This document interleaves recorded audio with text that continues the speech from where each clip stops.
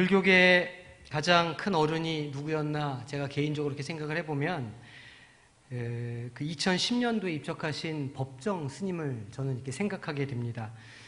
왜냐하면 제가 그 스님을 잘 알지는 못하지만 그 당시 베스트셀러였던 그 무소유라는 책을 제가 읽어보고 이렇게 좀 감동을 받은 기억이 있어서 그런 것 같습니다.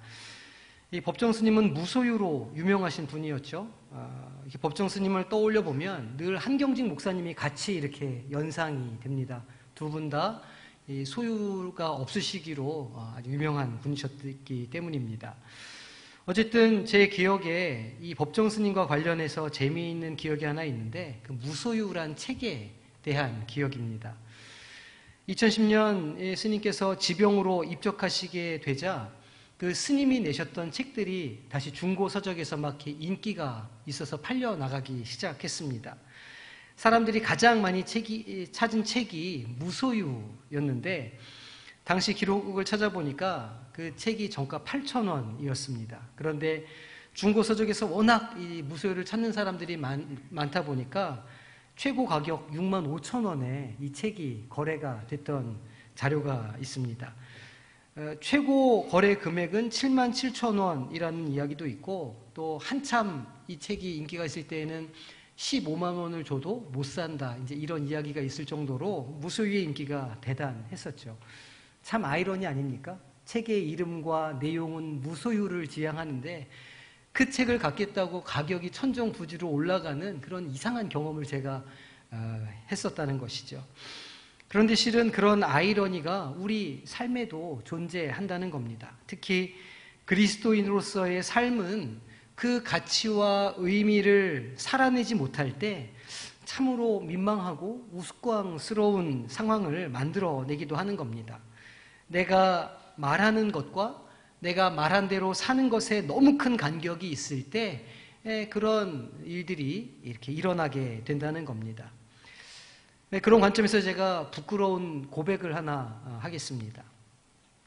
제가 교육전도사를 처음 시작했던 게 이제 2000년인데 그때 서울 상계동에 있는 상신교회에서 유년부 전도사로 교육자 생활을 시작했습니다. 1학년, 2학년 어린이를 담당하는 담당 전도사였습니다. 그때 그 첫 설교의 떨림과 흥분이 아직도 기억에 선명합니다. 그러니까 그 설교의 내용이 기억나는 게 아니고 그때 제가 무슨 말을 했었는지 기억도 제대로 나지 않는 그 떨림과 흥분만 제 안에 이렇게 남아 있습니다. 그 여름 성경학교를 앞두고 교사 강습회가 있었는데 토요일 어느 근처의 교회에서 이제 그 강습회가 있었습니다. 근데 일정이 너무 빡빡해서 아침 9시서부터 저녁 7시까지 계속 강의가 아주 가득한 그런 강습회였죠. 그런데 이 철딱선이 없는 초보 교육 전도사가 점심 먹고 오후 한 2시쯤에 그냥 말도 하지 않고 먼저 퇴근을 한 겁니다. 이 사실을 알게 된 부장 집사님은 이제 지금은 상신교회 장로님이 되어 계시는데 밤에 전화를 하셔서는 저에 대한 실망감을 막 이렇게 쏟아 놓으셨던 겁니다. 아니 어떻게 전도사가 지도자가 그럴 수 있느냐라는 내용이었습니다. 그때 생각하면 너무너무 부끄럽고 또 죄송하고 그렇습니다.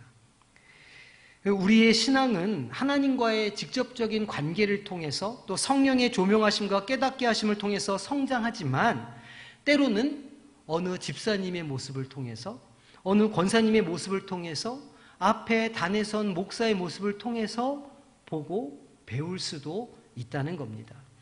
눈에 보이지 않는 하나님의 사랑을 경험하는 일은 조금 특별한 성령의 감동하심이 있어야 하지만 눈에 너무 잘 보이는 집사님, 권사님, 장로님, 목사의 위로의 말 한마디, 아주 사랑이 담긴 행동 하나가 한 사람의 신앙에 큰 영향을 미칠 수도 있다는 말입니다. 물론 반대의 경우도 가능하겠죠. 의미 없이 보이는 행동 하나에 그저 아무런 생각 없이 던진 농담 한마디에 깊은 상처가 나기도 하는 겁니다. 우리가 상상하는 교회의 모습 또 신자의 모습과 현실이 다를 때 우리는 그것에 대한 신뢰를 잃어버리게 되는 겁니다. 이 표리부동한 것을 어떻게 우리가 믿을 수 있겠습니까? 상식 수준에서 예수를 믿는 사람들은 용서를 더 잘할 것 같고 또 더 친절할 것 같고 양보를 잘할 것 같지만 사실은 어떻습니까? 잘 구분되지 않는 겁니다. 그러니 그런 기대를 가지고 교회에 온다면 더 큰 실망감과 상처를 경험할 수도 있습니다. 하지만 그렇다고 해서 교회에 대해서 신앙을 가졌다고 하는 이들에 대해서 또 아무런 기대를 갖지 않는다면 그것 또한 큰 문제가 아니겠습니까? 그런 면에서 우리의 신앙은 단지 지식에 그쳐서는 안 되는 것이죠. 우리의 머릿속에 들어있는 신앙은 가슴으로 내려와서 우리의 심장을 다시 뛰도록 만들어야 하는 것이고 손과 발로 내려와서 실천으로 이어지고 그리스도의 향기가 나기까지 해야 하는 겁니다. 우리 첫째 주간 특세를 했는데 주제가 무엇이었습니까? 성육신적 신앙생활이었습니다. 우리가 알고 믿고 있는 그 진리를 우리 삶의 현장에서 살아내지 못한다면 그리고 우리의 삶이 세상과 전혀 구별되지 않는다면 우리는 지난 수십 년간 무엇을 하고 살아온 것일까요? 이 자리에 오신 우리 성도님들께 한번 여쭤보겠습니다. 우리 성도님들의 신앙은 2021년과 지나간 2022년을 비교해 보았을 때 어떠셨을까요? 좀 더 성숙해지셨다고 생각하십니까? 좀 더 무르익어 가셨습니까? 좀 더 이해심이 많아지셨을까요? 좀 더 하나님과 가까워지셨을까요? 저를 보셔야 됩니다. 왜 제가 질문을 하니까 다 눈을 아래로 깔고 이렇게 참회하는 모습을 보이십니까? 신앙의 성숙은 시간이 간다고 저절로 이루어지는 게 아닙니다. 여기에는 농부가 곡식을 얻기 위한 것과 비슷한 노력과 인내가 그리고 눈물과 땀이 필요한 것이죠. 30배, 60배, 100배의 열매는 그냥 맺혀지는 게 아니라는 말입니다. 좋은 열매를 맺기 위해서는 씨앗이 좋은 땅에 심겨져야 하고 그 좋은 땅은 누군가가 호미로 곡괭이로 그 밭을 메어서 만들어 놓은 땅이기 때문입니다. 그러면 도대체 우리의 심령을 어떻게 좋은 땅으로 기경할 수 있을까요? 오늘 말씀을 통해서 그 지혜를 얻으시는 우리 성도님들이 되시기를 바랍니다. 오늘 본문의 말씀은 주님께서 처음 제자를 얻게 되는 과정을 설명하고 있습니다. 그 제자들은 곧 교회라 할 수 있죠. 제자들, 즉 제자 공동체를 세우시는 것이 곧 이 땅 가운데 교회를 세우시는 것이었기 때문입니다. 먼저 요한은 복음서의 첫머리에서 말씀이 육신이 되었다 선언합니다. 요한복음 1장 14절 말씀입니다. 말씀이 육신이 되어 우리 가운데 거하심에 우리가 그의 영광을 보니 아버지 독생자의 영광이요 은혜와 진리가 충만하더라 말씀합니다. 말씀이 육신이 되어 우리 가운데 거하셨다, 임하셨다 이렇게 지금 말하고 있습니다. 이것을 신학적인 용어로 성육신이라고 지칭하는 것이죠. 그래서 성육신하신 예수 그리스도 안에는 하나님의 영광이 있습니다. 하나님의 은혜가 충만하며 하나님을 아는 지식이 그 안에 가득합니다. 왜 그렇습니까? 그분이 성육신하신 하나님이시기 때문입니다. 이 사실을 증언하는 이가 있었는데 바로 세례 요한이었습니다.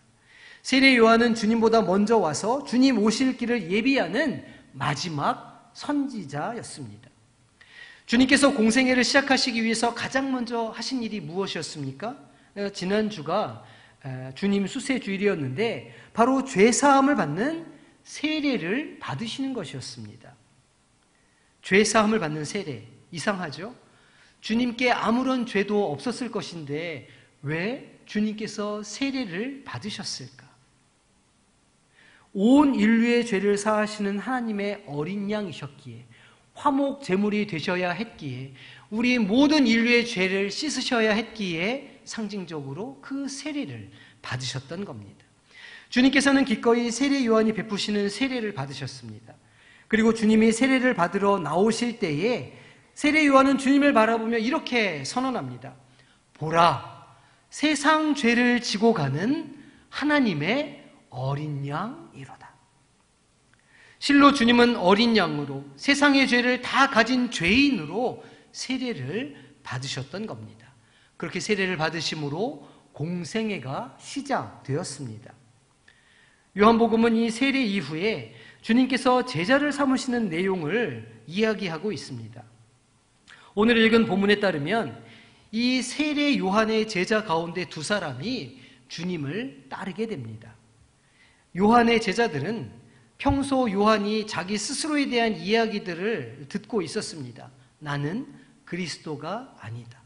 나는 광야에서 외치며 주님 오실 길을 예비하는 자에 불과하다. 나는 주님의 길을 준비하는 사람이다. 이런 이야기를 들었다는 것이죠. 그런데 예수님께서 세례를 받으실 때 이 세례 요한이 보라, 세상 죄를 지고 가는 하나님의 어린 양이다 라고 하는 선포를 들었을 때에 저분이야말로 우리가 진정으로 따라야 할 스승이 되는구나 라는 사실을 깨달았던 겁니다. 35절 36절은 이렇게 기록합니다. 또 이튿날 요한이 자기 제자 중 두 사람과 함께 섰다가 예수의 다니심을 보고 말하되 보라, 하나님의 어린 양이로다. 그리고 요한의 두 제자는 자연스럽게 예수님을 따르게 되는 겁니다. 그렇게 자신을 새롭게 따르는 두 사람을 보시는 예수님은 그들을 향해서 물어보시는 것이죠. 무엇을 구하느냐? 제자들은 예수님께 이렇게 대답합니다. 선생님, 어디에 계십니까? 그러니까 어디에 머물고 계십니까? 어디에 거하십니까? 이렇게 물어보는 겁니다. 주님께서는 그들에게 와서 보라 말씀하셨고, 두 사람은 그날 주님이 계신 곳에 가서 많은 시간을 함께 보내게 됩니다. 복음서는 그때가 제10시쯤 되었더라 이렇게 기록하고 있는데, 이것은 대략 오후 4시 정도 되는 시간입니다. 두 사람 가운데 한 사람은 시몬의 형제 안드레였다 이렇게 지금 말씀에서 기록하고 있고, 다른 한 사람의 이름은 등장하지는 않지만 이 내용을 자세하게 알고 있는 것을 보면 아마도 이 요한복음서를 기록한 사도 요한이 아니었겠는가 추측해 볼 수 있습니다. 안드레는 주님과의 첫 만남 이후에 자기 형제 시몬을 찾아갑니다. 그리고 내가 메시아를 만났다 이렇게 고백하면서 예수님께 베드로를, 그러니까 시몬을 데리고 가는 것이죠. 주님은 시몬을 보시고는 그에게 게바라는 이름을 붙여주시고 그를 제자 삼아주십니다. 게바는 반석이라는 뜻이고 베드로 역시 반석이라는 뜻이죠. 오늘 본문 이후로 주님은 빌립과 나다나엘을 부르시는 이야기로 그렇게 이어지게 됩니다. 짧은 본문이지만 아주 여러 명들이 등장하고 있습니다. 먼저 자신을 겸손하게 낮추고 자신의 제자들을 기꺼이 주님께로 보내주는 세례 요한이 등장합니다. 그리고 진리를 찾기에 갈급해하는 안드레와 또 다른 제자가 등장합니다. 그리고 하나님의 어린 양이라는 정체성을 가진 예수님이 등장하고, 그리고 게바라고 하는 새로운 이름을 얻게 된 안드레의 형제 시몬이 등장합니다. 사실 주님의 공생애는 이러한 양보와 열망으로 시작되고 열정으로 가득 차 있는 것을 보게 됩니다. 진리를 열망하는 사람들과 기꺼이 자신을 양보하고 헌신하는 이들, 메시아에게 인생을 다 거는 사람들로 주님의 공생애가 차 있다고 할 수 있습니다. 하지만 메시아, 즉 그리스도의 사역은 열정만으로는 되지 않습니다. 아무리 열망이 있다 한들 그것이 삶의 결단으로, 확신으로 변화되지 않는다면 그것은 공허한 외침에 불과하기 때문입니다. 우리의 신앙도 그렇지 않겠습니까?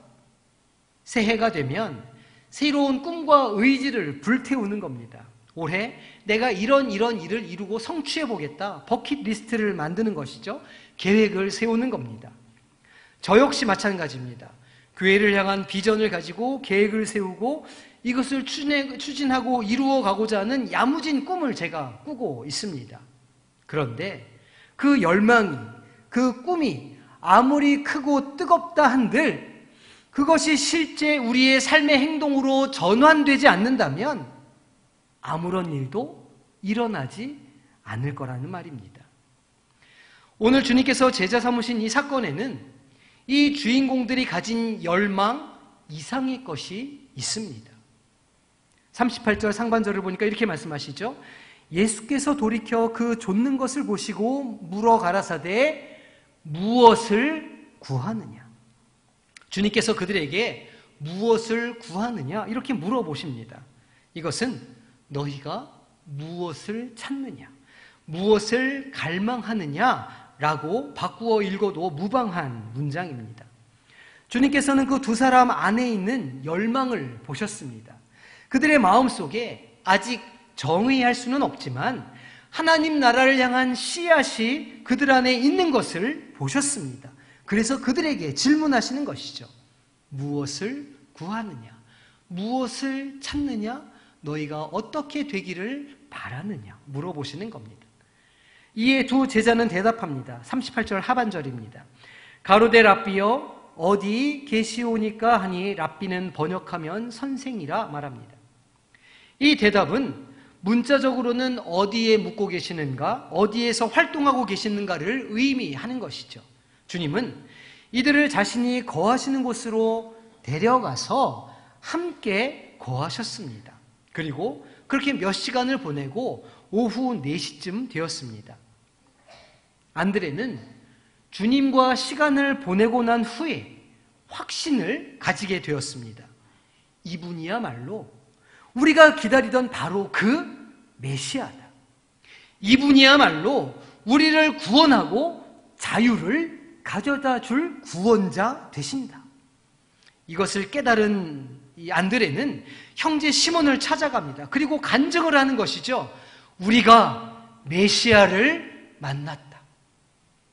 우리가 메시아를 만났다. 그는 시몬을 데리고 예수님을 다시 찾아갑니다. 주님은 시몬을 만나게 되시고 그의 이름을 게바라, 베드로라 바꿔주시는 겁니다. 안드로를 보십시오. 안드레의 내면에는 메시아를 향한 열망, 하나님 나라에 대한 갈망이 가득했습니다. 하지만 그는 그것이 어떻게 그의 외부로 표현될 것인지를 알지 못했습니다. 그의 머릿속에 열망은 있고 생각은 많았지만 그것이 어떻게 구체적으로 구현될 것인지에 대해서는 미처 깨닫지 못하고 있었다는 말입니다. 그러나 주님께서 그에게 무엇을 구하느냐 질문하셨을 때 비로소 그의 내면에 있는 열망이 정의되기 시작하는 겁니다. 그는 선생님은 어디에 계십니까? 이렇게 되물어 보았는데 사실은 선생님은 어떤 분이십니까? 선생님은 어떤 일을 하십니까? 어떤 목적을 가지고 계십니까? 선생님이 메시아 되십니까? 라고 하는 질문인 겁니다. 주님께서는 이 질문에 대해서 뭐라고 말씀하십니까? 와서 보라. 와서 보라. 말씀하시는 겁니다. 이 말씀은 직접 확인해 봐라. 나를 경험하고 나를 만나고 네가 너의 질문에 스스로 답을 해 보아라. 그런 말씀입니다. 그래서 안드레는 주님과 함께 시간을 보내게 됩니다. 안드레는 주님과 시간을 보냈습니다. 주님께 질문하고 경청했습니다. 육체로 오신 그 말씀을 직접 체험했던 겁니다. 그렇게 주님을 직접 경험하고 나서야 비로소 그는 주님이 메시아 되신다는 사실을 분명하게 깨달을 수 있었습니다. 그 길로 그는 자기 형제 시몬에게 이 사실을 고백하며 간증하는 겁니다. 다른 말로 하면 지금 전도하고 있는 겁니다. 우리가 메시아를 만났다. 그의 안에 그저 열망만 있었고 그냥 생각만 있었을 따름인데 그가 주님을 만났을 때, 주님을 경험했을 때 그의 삶의 행동으로 나타나는 변화가 있었다는 겁니다. 우리가 메시아를 만났다. 사실 이것은 안드레의 신앙 고백인 것이죠.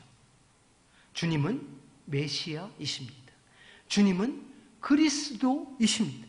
주님은 나의 구원자 되시며 나의 주님 되십니다 라고 하는 고백이 그의 안에 생겼던 겁니다. 그의 이 신앙 고백은 안드레를, 베드로를, 요한을 주님을 따르는 제자로, 후에는 사도로, 자신의 삶을 하나님의 나라의 초석이 되는 삶으로 불태우는 초석이 되었다는 겁니다. 주님을 직접 만난 후에 주님을 어떻게 고백하는가? 내게 주님은 어떤 분이신가? 나에게 주님은 어떤 의미가 있는가 분명하게 정의될 때에야 비로소 우리의 열정과 믿음은 우리의 생활로, 삶으로 표현되기 시작한다는 겁니다. 안드레가 주님을 메시아라고 고백하는 것은 곧 주님께서 자신의 삶의 구원자 되시며 구속자가 되신다는 고백이라는 것이죠. 이것은 동시에 자신은 구원받아야 할 존재이며 주님의 제자이며 그 삶을 주님께 드리는 자가 된다는 것을 의미하기도 하는 겁니다. 맞습니다.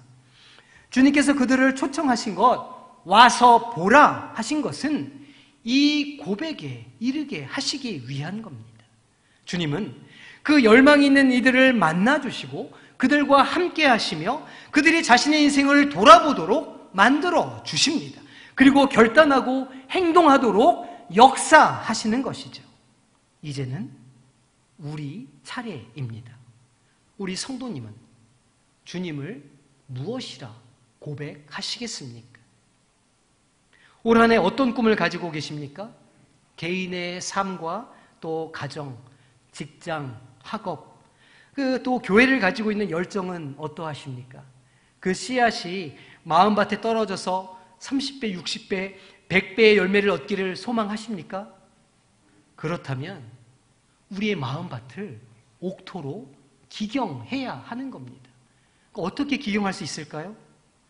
와서 보라 말씀하시는 이 주님의 음성에 순종하셔야 하는 겁니다. 그리고 그 주님을 다시 한번 만나셔야 합니다. 언젠가 우리의 마음을 뜨겁게 하셨고 우리의 삶을 변화시켰던 그 주님을 이제 다시 한번 새롭게 만나고 다시 우리가 성령 충만하여 주님께로 나아가는 삶을 만드셔야 하는 겁니다. 주님과 거할 때야 비로소 주님이 나를 죄에서 건지시는 구원자 되시며 내 마음의 소원을 하나도 빠짐없이 성취하시는 분이시며 무엇보다 나를 깊이 사랑하시고 동행하기 원하시는 분이시라는 것을 깨달을 수 있게 되시기를 바랍니다. 그 마음밭에 말씀이, 우리의 꿈이, 열망이 자라고 열매를 맺게 되는 것이기 때문입니다. 예수를 믿는다고 하면서 예수를 경험하지 못하면 그 안에 즐거움과 기쁨이 있겠습니까? 예수를 믿을 때 복을 받고 구원을 얻고 행복해진다고 말은 하면서 실제 그 심령 안에 성령의 역사가 없다면 그 얼마나 공허한 일이겠습니까? 제자들의 열정과 꿈은 단지 그것에 그치지 않았습니다. 그들의 생각은 결과를 가져오게 되었죠. 안드레가, 또 다른 제자가, 시몬이 주님을 만났습니다. 주님께서 와서 보라 말씀하셨을 때 그 주님께로 나아가 함께 거했습니다. 주님과 함께 시간을 보냈습니다. 그랬을 때 그들의 삶의 실질적인 결단과 변화가 이어졌고 하나님의 교회가 비로소 세워지기 시작했다는 겁니다. 주님은 동일하게 오늘 우리 성도님들에게도 말씀하시는 줄로 믿으시기를 바랍니다. 동일하게 초대하신다는 것이죠. 와서 보라. 그 음성에 순종하시고 기도하시기를 바랍니다. 주님, 2023년을 주님과 함께 하기를 소망합니다. 내 안에 열망이 있습니다. 주님 어디에 계십니까? 주님 앞에 나아가 간구하면 주님께서 우리를 만나주시는 역사가 있을 줄로 믿습니다. 와서 보라. 와서 보라. 내가 메시아를 만났다. 주님을 만나고 주님을 고백하고 그 주님께서 우리의 삶을 변화시키는 역사가 있게 되어지기를 소망합니다. 주님을 어떻게 만나겠습니까? 와서 보라고 하는 그 말씀을 우리가 어디에서 들을 수 있겠습니까? 첫째로 먼저 그럴 마음이 있으셔야 합니다. 내 안에 열정을 회복하고자 하는 마음이 먼저 있으셔야 하는 겁니다. 스스로 움직이지 않는다면 아무도 그 사람을 변화시킬 수는 없는 것이죠. 그러니 주님, 내 안의 열정을, 내 안의 사모함을 회복시켜 주시옵소서 기도하셔야 됩니다. 그리고 둘째로 예배의 자리, 기도의 자리, 말씀의 자리를 사모하시고 그 자리를 지키셔야 하는 겁니다. 무엇보다 기도를, 사모함과 열망의 기도를 회복하시기를 부탁드립니다. 아둘람굴에서 용사로 세워지는 역사가 우리 심령 가운데 있어야 한다는 것이죠. 셋째로 신앙의 오솔길을 내셔야 하는 겁니다. 특별한 일이 아니죠. 주님을 사모하고 예배의 자리, 주님을 만나는 자리를 지키고 우리의 기도를 회복하는 것. 이것이야말로 우리의 삶을 주님의 만남으로 이끌어가는 유일한 길임을 깨달으시고 그러한 삶을 살아가시는 우리 성도님들이 되시기를 축복합니다. 그래서 내 심령이 회복되고 내 열정이 회복되고 그래서 우리 가정이 회복되고 교회가 회복되고 성령 충만한 한 해가 되는 우리 모든 성도님들이 되시기를 주님의 이름으로 축원합니다. 그 부끄러웠던 날 저녁에 부장님이 저한테 그렇게 말씀하셨습니다. 아니 전도사님, 말로는 헌신해라, 충성해라, 성실해라 그렇게 말하면서 정작 전도사님이 그렇게 행하지 않으면 누가 전도사님 말을 듣겠습니까? 그 말에 권위가 실리겠습니까? 전도사님, 말한 대로 사셔야 됩니다. 제가 너무 부끄러웠습니다. 사실은 상신교회에서 3년 동안 교육 전도사를 하면서 배운 가장 큰 가르침은 그 부장 집사님의 호통이었습니다. 그렇지 않습니까? 앞에서 말하는 사람이, 지도자가, 집안의 가장이, 회사의 사장님이, 조직의 지도자가 그 말한 것을 실천하기 위한 노력을 하지 않는다면 그게 도대체 뭡니까? 아마도 주님께서 그 부장 집사님의 입을 통해서 처음 교역자 생활을 시작하는 저에게 따끔한 가르침을 주신 것이라 저는 오늘도 그렇게 생각하고 있습니다. 저는 오늘도 부끄럽지 않은 목사가 되기 위해서 이 자리에 서 있습니다. 무엇보다 가까운 사람, 제 아내, 제 딸, 제 아들이 보면서 아빠, 저도 아버지가 담임 목사하는 교회를 다니고 싶어요 라고 하는 말을 듣기 위해 열심히 사역하고 노력하겠습니다. 우리 성도님들도 가정에서 또 교회에서 직분자로 부끄럽지 않은 그 말대로 실천으로 살아내는 복된 성도님들이 되시기를 부탁드립니다. 그래서 내가 만난 예수님 간증하고 내가 만난 예수님 증거해서 우리 삶 가운데 하나님의 성령의 역사가 충만하게 일어나는 복된 2023년 만들어야 하지 않겠습니까? 이 시간 우리 함께 기도하며 찬송하며 나가기를 소망하는데요. 우리 이렇게 찬송하고 기도하겠습니다. 주님, 우리의 믿음이, 우리의 신앙이 머리에만 머물지 않게 하여 주시옵소서. 우리의 심장이 주님께서 다시 한번 뜨겁게 뛰게 하여 주셔서 아버지 하나님, 우리의 손과 발로 성육신하는 신앙을 살아내고 그리스도의 향기가 나는 신앙으로 올 한해 채워가게 하여 주시옵소서. 성령 충만하여 우리의 교회가 교회다워지고 우리의 신앙이 신앙다워지고 우리의 예배가 하나님 받으실 만한 예배가 되게 하여 주시옵소서.